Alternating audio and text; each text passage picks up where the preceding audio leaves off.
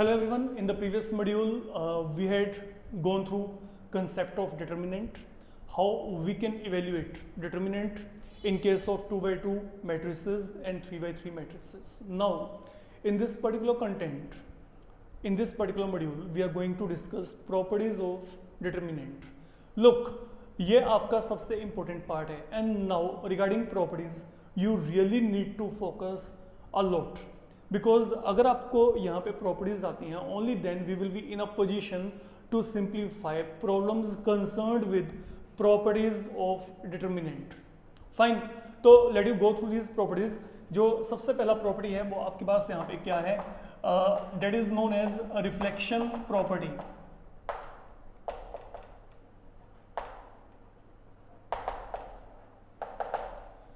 तो what does reflection properties says, ये यहां पे क्या है, लुक, ये है कि value of a determinant remains same if we interchange row and column. If we interchange row and columns, तो the value of determinant remains same if we are going to interchange row and column. And now if you will focus toward this wording, we are interchanging row and column, you will come to know we were having same concept while we were having transpose at our hand. तो हमने क्या किया था, transpose क्या था basically, if we are going to interchange row and column, okay, that is all about, you can say, transpose. Now what is going to happen here, suppose I'm given a matrix here 1 2 3 4. Fine, now what I'm going to do here, suppose I'm going to take its transpose. तो अगर मैंने यहाँ पे transpose लिया, what I'm going to get, this is what I'm going to get. But now our main motive is we are going to deal with properties of a determinant. Now let determinant be taken here. I'm going to consider determinant of A that will turn out to be equal to 4 minus 6, which is equal to minus of 2. Okay, then if I'm coming across determinant of A transpose, what does this become? 1 3 2 4. Now let you check what we are getting here, 4 minus 6, again it is turning out to be equal to minus of 2. So what is happening? It means if I'm having determinant of A or I'm having determinant of A transpose, the thing is going to be one and the same. Now this one I have verified by taking an example. A particular example has been taken here. Now अगर आप यहाँ पे generally भी इसको prove करना चाहते हो, even that can be done. In order to prove it generally, okay, general proof आपके पास यहाँ पे क्या होगा, you have to find a matrix with elements in this particular arrangement. Suppose I want to get determinant value right here. So if you want to get determinant value, now you know how to expand it. What I'll be getting here, A11, A22, पहले diagonal element they have been multiplied, and then it is A12, A21. Now they are to be subtracted. Suppose I consider transpose right here. So upon having transpose, what you will be left with, now this row will become column, and ये जो row है ये आपके पास ये भी क्या बन जाएगा, column बन जाएगा. You can check that one. तो accordingly अगर अब आप यहाँ पे इसका transpose लेके चलते हो, now try to focus here, what this becomes, I think you're going to get same thing back. You can check.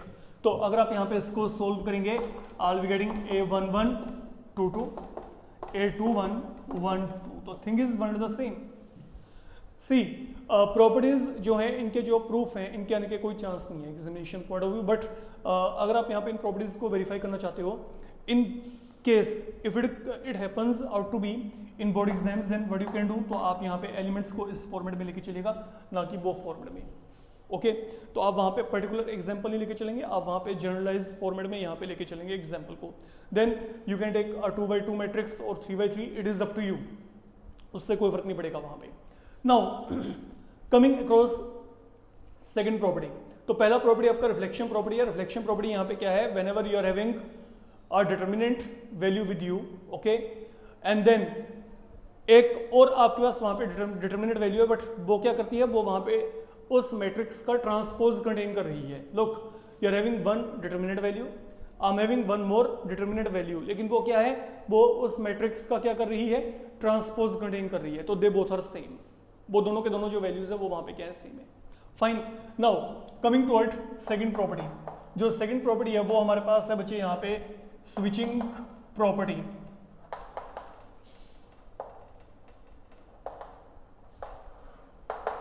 Now what I mean by switching property? Now switching का मतलब क्या है, स्विच, हमने switch करना है। Switching का मतलब अब यहाँ पे इसको समझो, what I can say on the whole, look, if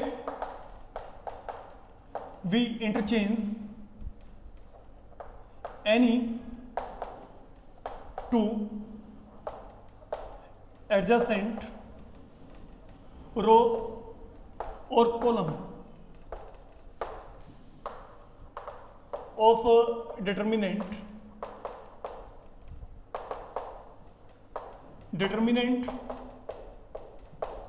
changes its sign। तो डिटर्मिनेंट ने अपना जो वैल्यू है, ओके, वो वहां पे चेंज कर लेना है, उसका साइन चेंज हो जाएगा। Now what I mean by this thing, let we come across few examples here, तो अब तभी आपको यह समझाएगा। देखो, पहले हम यहाँ पे 2x2 की बात करते हैं। इन case of 2x2 matrix, suppose मेरे को ये कोई भी एक मैट्रिक्स दिया गया जिसका मेरे को डिटर्मिनेंट वैल्यू निकालना है, ओके, यू नो, यहाँ पे इसका डिटर्मिनेंट वैल्यू क्या आएगा, -2 आ जाएगा। 4 - 6 will turn out to be equal to -2। तो in case of a 2x2 matrix, या आपने क्या किया है, उस मैट्रिक्स का अगर आप यहाँ पे डिटर्मिनेंट वैल्यू निकालना चाहते हो तो ये वैल्यू मेरे पास यहाँ पे आ रहा है। अब स्विचिंग प्रॉपर्टी के अकॉर्डिंग आपने क्या करना है, now you can interchange any two row और कॉलम, बट कंडीशन क्या है, दे शुड बी एडजेसेंट, मतलब साथ साथ में होनी चाहिए, ठीक है।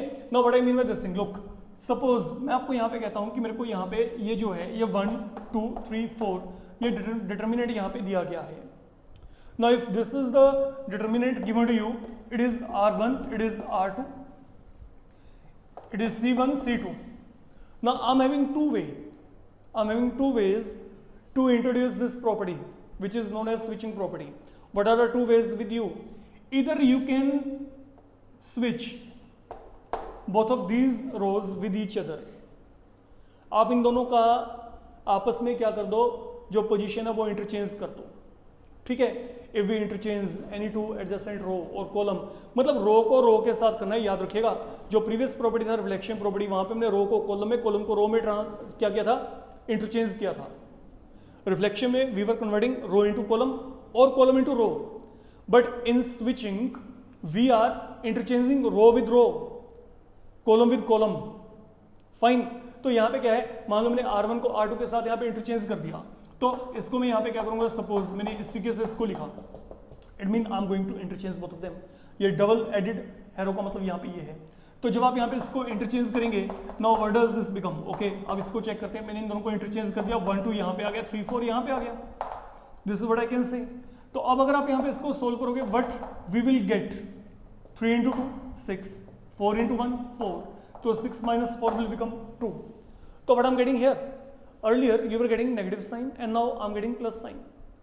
So whenever you are going to interchange any two adjacent row or column of a determinant, the value of determinant will be changing its sign. If earlier it was plus sign, then it will become minus. और अगर ये पहले minus था तो बाद में क्या बन जाएगा, प्लस बन जाएगा। ये बात को आपने समझ के चलना है।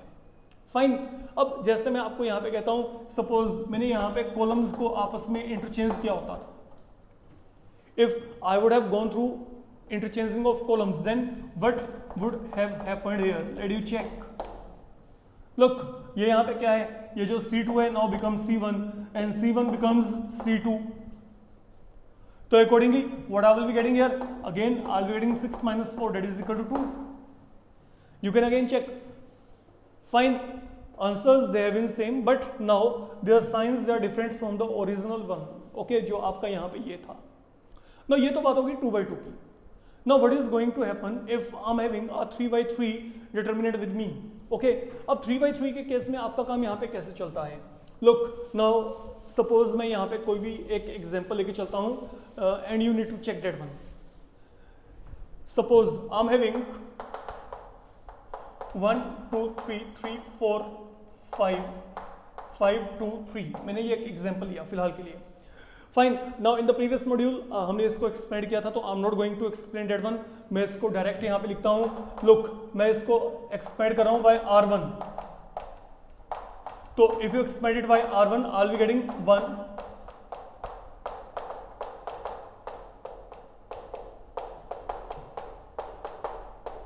This is what I am going to get. अगर मैंने इसको एक्सपेंड किया बाय मीन ऑफ R1, तो अगर आप यहाँ पे इसको सोल्व करोगे तो यहाँ पे क्या आएगा?